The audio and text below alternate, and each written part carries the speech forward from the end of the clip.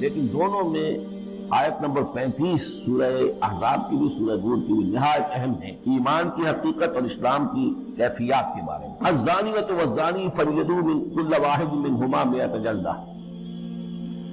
زنا کرنے والی عورت ہو خواہ زنا کرنے والا مرد ہو، ہر ایک کو ان میں سے 100 کوڑے مارے جائیں۔ وَلَا تَأْخُذْكُمْ بِهِمَا رَأْفَةٌ فِي دِینِ اللَّهِ، اور تمہیں اللہ کے اس دین کے معاملے میں نہ روک دے کوئی شے ان کے اوپر مہربانی کے راستے سے، نہ تمہیں روک لے پکڑ لے، لا تأخذکم بہما، ان کے ساتھ نرمی اور ان کے ساتھ شفقت، فی دین اللہ، اللہ کے دین میں۔ یہ اللہ کا دین ہے، اللہ کی شریعت ہے، یہ اللہ کی حد ہے، اور اس حد کے اجرا میں کسی کی ہمدردی، کسی کے ساتھ تمہارا تعلق، تمہاری دل کی نرمی، تمہاری شفقت، یہ کہیں آڑے نہ آ جائے۔ ان کنتم تؤمنون باللہ والیوم الآخر، اگر تم ایمان رکھتے ہو اللہ پر اور یوم آخر پر۔ یہ جو حد ہے یہ ہے اصل میں زانی زانیہ جو غیر شادی شدہ ہو اس کے لیے 100 کوڑے، یہ حد ہے جو قرآن میں آئی ہے۔ زانی اور زانیہ اگر شادی شدہ ہے تو اس کی حد قرآن میں نہیں ہے، لیکن وہ سنت رسول صلی اللہ علیہ وسلم سے ثابت ہے، اور شریعت اسلامی کا چونکہ جو اس کی سورسز ہیں، اس کی ایک بنیاد ہے اللہ کی کتاب، اور دوسری بنیاد جو انڈیپینڈنٹلی قرآن مجید سے آزاد ہو کر ایک مستقل بنیاد ہے، مستقل سورس ہے، وہ رسول ہے صلی اللہ علیہ وسلم۔ تو رجم کا جو حکم ہے وہ سنت سے ہے، اور جیسا کہ میں آپ کو بتا چکا ہوں اصل میں یہ اس قاعدہ کلیہ کے تحت ہے کہ سابقہ شریعت میں، شریعت موسوی میں بعض احکام وہ تھے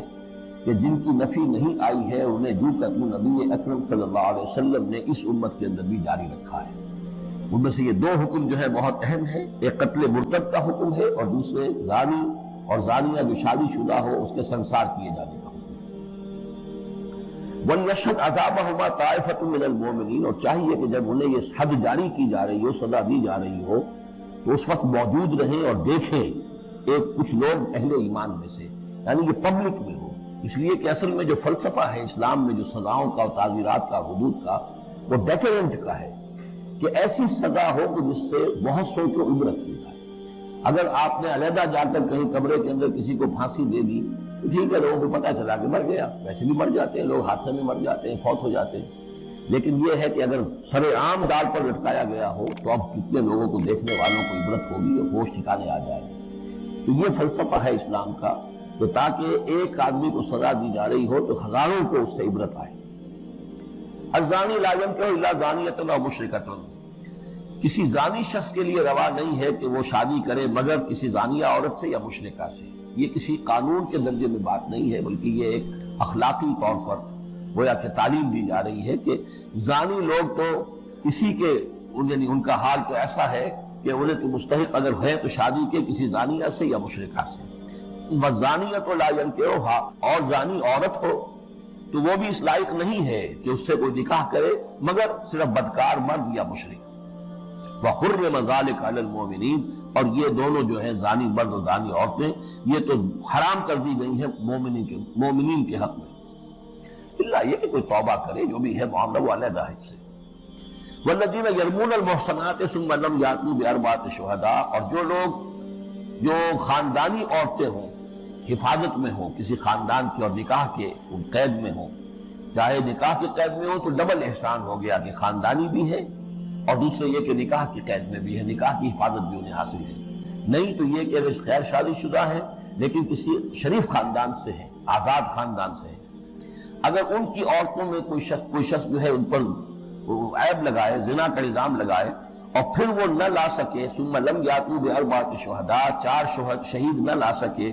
فجلدوہم، تو پھر اب ان کو کوڑے مارو، 80 جلدہ، 80 کوڑے، 80 دبرے۔ ولا تقبلوا لهم شہادۃ ابدا، اور ان کی شہادت اب کبھی آئندہ قبول نہ کرو۔ واولئک هم الفاسقون، اور یقیناً یہی لوگ فاسق اور نافرمان ہیں۔ یعنی زنا کا الزام اگر لگایا جا رہا ہو تو پھر جو الزام لگانے والا ہے اسے 4 گواہ چشمدید پیش کرنے ہوں گے۔ اگر وہ 4 چشمدید گواہ پیش نہیں کر سکتا تو گویا کہ اب یہ قذف کہلائے گا کہ اس نے ایک الزام لگایا ہے جس کو ثابت نہیں کر سکا، لہذا اس جرم کی سزا 80 کوڑے، کتنے قریب چلا گیا ہے۔ اور اس میں حکمت یہ معلوم ہوتی ہے کہ اگر فرض کیجئے کسی معاشرے میں، مسلمان معاشرے میں کسی لوگوں سے غلطی ہو گئی ہے اس غلطی کا چرچا نہیں ہونا چاہیے الا یہ کہ اس کے لیے ثبوت موجود ہو کہ اسے کیفر کردار تک پہنچایا جا سکے۔ اگر تو ثبوت اتنا ہے کہ سزا دی جا سکے تو ضرور، لیکن اگر نہ ہو تو خاموش رہو، ورنہ یہ کہ خام خواہ برائی کا چرچا ہو جائے گا جبکہ اس کا سد باب ممکن نہیں ہے، اس کی سزا دینی ممکن نہیں ہے، تو اس میں سکوت جو ہے وہ بہتر ہے۔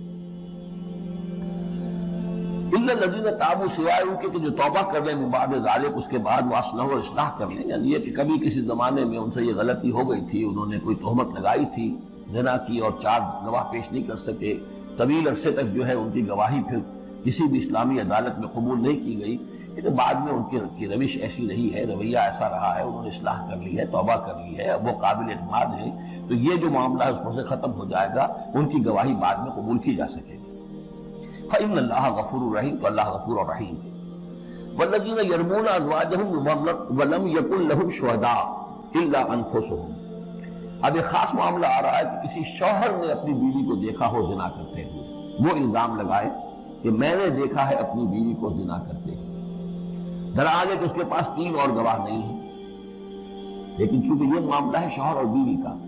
اگر کسی اور عورت کا ہوتا تو اس کے اوپر 80 درے لگتے اس کو، اس نے الزام لگایا ہے، چاہے چشمدید ہے، چاہے اس نے دیکھا ہے، لیکن 3 گناہ اور نہیں لا سکا، 3 گواہ نہیں لا سکا ہے تو درے لگیں گے 80۔ لیکن معاملہ کیونکہ بیوی کا ہے، اس کے لیے خاص قانون ہے، اس کو لعان کہتے ہیں، وہ یہ ہے کہ والذین یرمون ازواجہم، جو الزام لگائیں زنا کا اپنی بیویوں پر، ثم ولم یکن لہم شہداء، اور ان کے پاس گواہ موجود نہ ہو، الا انفسہم، سوائے ان کی اپنی جانوں کے، انہوں نے خود دیکھا ہے، فشہادت احدہم 4 شہادات باللہ،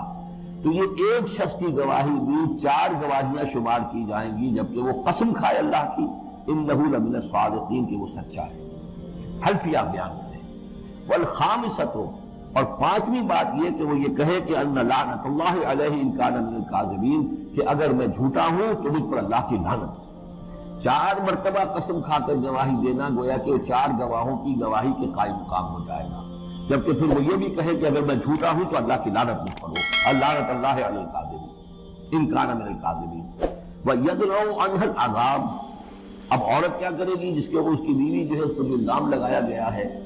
اگر وہ اس پر سے عذاب ٹل جائے گا، ٹل جائے گی سزا اور یہ حد عورت سے، ان تشہد 4 شہادات باللہ، کہ وہ بھی قسم 4 مرتبہ کھائے اللہ کی، انہ لمن الکاذبین، کہ یہ میرا شوہر جو مجھ پر الزام لگا رہا ہے جھوٹا ہے، اور والخامسۃ، اور 5ویں بات وہ یہ کہے ان غضب اللہ علیہا ان کان من الصادقین، کہ اگر میرا یہ شوہر اس الزام میں سچا ہے تو مجھ پر اللہ کا غضب آئے۔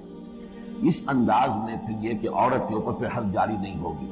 اور اگر شوہر کے 4 قسمیں کھا کر الزام لگانے اور پھر یہ کہ اللہ تعالیٰ کی لعنت اپنے اوپر طلب کرنے اگر جھوٹا ہو، اس کے بعد اگر بیوی خاموش رہتی ہے،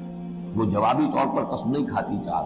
اور نہ یہ کہتی ہے کہ اگر یہ سچا ہو تو مجھ پر اللہ کا غضب ہو، تو پھر اس پر حد جاری ہو جائے گی، لیکن اگر وہ بھی قسم کھا لے 4 قسمیں، اور یہ کہ ساتھ ہی یہ بھی کہے کہ اگر یہ سچا ہو اور واقعی اس کا الزام درست ہو مجھ پر، تو مجھ پر اللہ کا غضب نازل ہو جائے، تو پھر یہ کہ عذاب ٹل جائے گا، دنیا کی سزا اسے نہیں